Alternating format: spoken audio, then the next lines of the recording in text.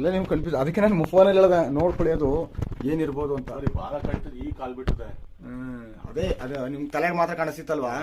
ತಲೆ ನೋಡಿದಾಗ ನಿಮ್ಗೆ ಅನ್ಸುತ್ತೆ 2 ನಾಲ್ಗೆ ಬಿಡ್ತದಲ್ಲ, ಒಂದೇನಾಗಲಿ 2 ಸೀಳು ಇರ್ತದೆ ಇದಕ್ಕೆ, ಹಾವಿ ಥರನೇ ಸೇಮ್. ಅದಕ್ಕೆ ನೀವು ಕನ್ಫ್ಯೂಸ್ ಆಗಿರೋದು. ಉಡ ಇದು ಮೇಲೆ ಹತ್ಬೋದಲ್ಲ?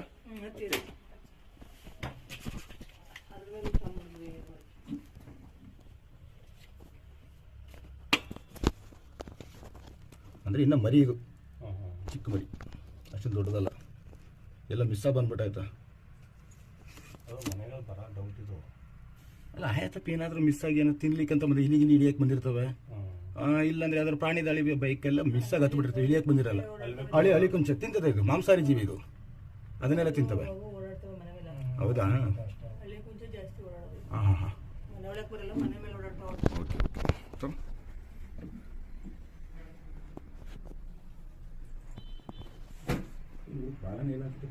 ಬಾಲ ಉದ್ದ ಕಾಣ್ತಿತ್ತು, ಉದ್ದ.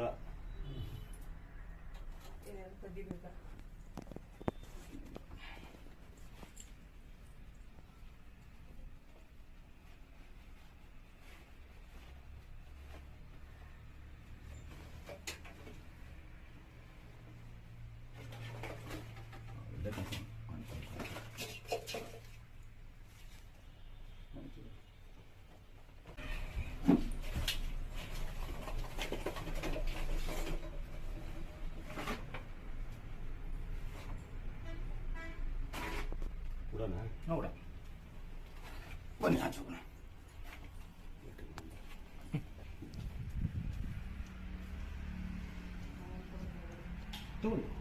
ಚಿಕ್ಕಪ್ಪ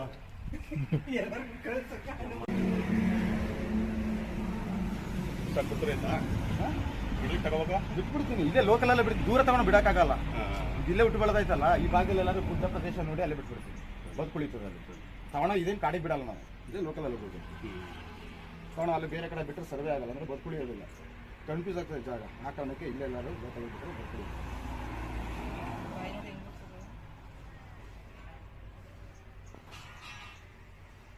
ಬೇರೆ ಬೇಕು